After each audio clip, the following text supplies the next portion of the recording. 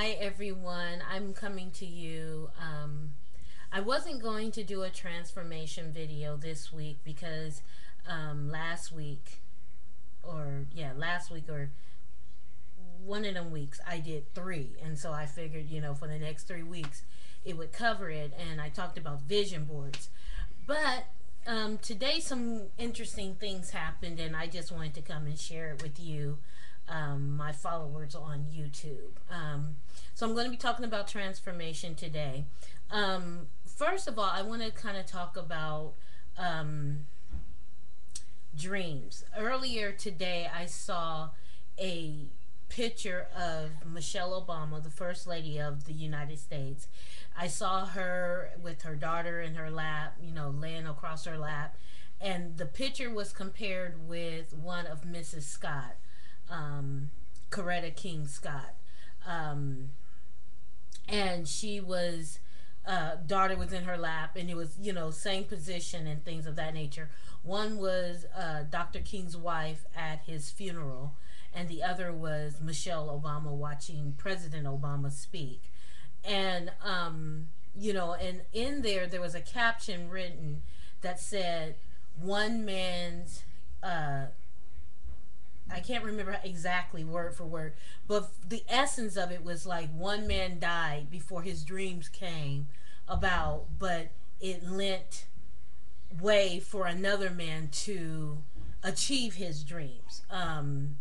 So one man had to lose his life so another man could win, something to that effect.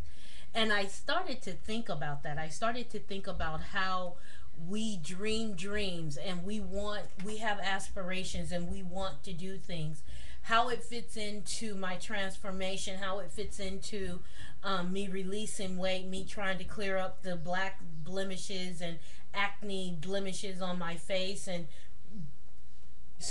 taking my hair, making my hair go natural, and taking better care of my hair, and rebranding myself, rebranding my company. How does that all fit in? Well, I think the easy way to do it is that I have dreams, I have aspirations, and I need to make sure that in achieving my dreams and achieving my aspirations, that I am planting seed and laying the foundation for later generations to excel in whatever it is that they want, because no man is an island. We all need one another. I may not know you personally, but something that I'm doing here in California is going to affect you because you're watching my videos. Something you're doing in whatever state, whatever country you're in is going to affect me because I watch your videos. And so, with all of that, we have to be mindful that we are lending portions of our lives to one another. So, my dreams and my aspirations have to be able to be strong enough um, to carry your dreams and to carry your aspirations. And so I thought about that, and I thought about, in death, who is my death going to affect? What little girl, what little boy growing up and don't even know me, will never get to meet me, will be affected by the videos that I'm leaving on YouTube, or the things that I say on Twitter, or the things I say on Facebook. And so we have to think in those terms when we're dreaming our dreams. Who else is this dream going to affect? In Acts the 13th chapter, it talks about David affected his generation. He counseled his generation. He did everything that he was supposed to do in life, and then he died. And I think that's the way it has to be. We have to do everything that we're supposed to do in life before we die, because once we die, no one else can do it. And so then that lent, and I was cooking breakfast this morning, a commercial came on, and a lady was, she was suffering with rheumatoid, I think that's how you say it, rheumatoid arthritis. And you might have seen the commercial, and she says, these hands struggle with turning the key in the lock, and these hands struggle with trying to button my buttons. And, she talks about the frustration and the pain of that. And then she talks about She says a statement that just really rings in me. Every time I see that commercial, it just really rings to me. Are you living or are you settling? Because we know that if we're living, we can't be settling. And if we're settling, we can't be living. You can't do both. And so, I think that in my journey to lose weight, me finding my way and me wanting to do it, not just go on a diet and lose a bunch of weight, but actually change my lifestyle, transform myself, understand my reasons why and why I'm trying to do all these things. The reason why I'm taking this time to transform my life is because I believe I'm a caterpillar in the cocoon of transformation. And when I come out of this transformation, I will be what it is that I'm supposed to be. I will become the woman, the beautiful butterfly that I'm supposed to be. And I want you to join me in that journey. I want you to join me. So whether it's the dream of losing weight or the dream of cleaning your skin and having healthier skin, whether it's the dream of having a healthier lifestyle, whether it's the dream of starting a business,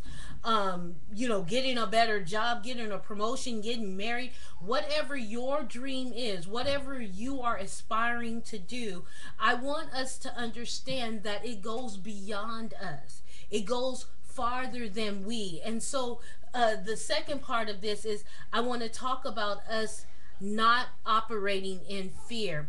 Susan Jeffers wrote a book, I don't know, 25, 30 years ago, called Feel the Fear and Do It Anyway.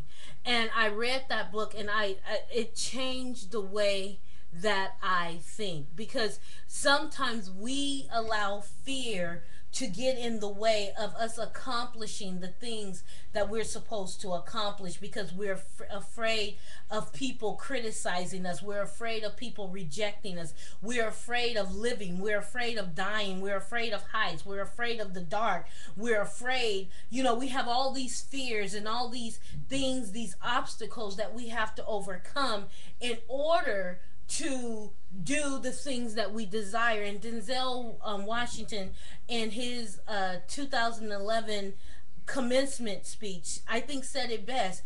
We have to understand what failure really is and why it's needful that we fail. Because some people are afraid of failing. They don't want to get out there and do something because they're afraid of it. But we've got to embrace our fears and still go out there and do what we are called to do, because each of us have a purpose. Each of us have a destiny, and I need you to fulfill your destiny so I can fulfill my destiny, because you never know who is the Dr. Martin Luther King Jr. of this day and who is the Barack Obama of this day. You know what I'm saying? You understand what I'm saying? It took 30 years, but look where we are, and look what's happened. Over 40 years, and look what's going on. Look what's happening. Look how the world has changed. This is a totally different world than 1960. I mean, yes, there's still racism. Yes, it's not a perfect world, but we black people have better opportunities because of what Martin Luther King did.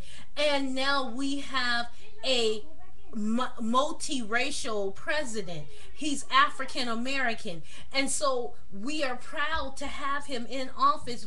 Some of us thought we would never see that in our lifetime. We never thought that we would see that. And whether you think he's doing a great job or a bad job, he's still making history because he's an African American, and we call him Mr. President.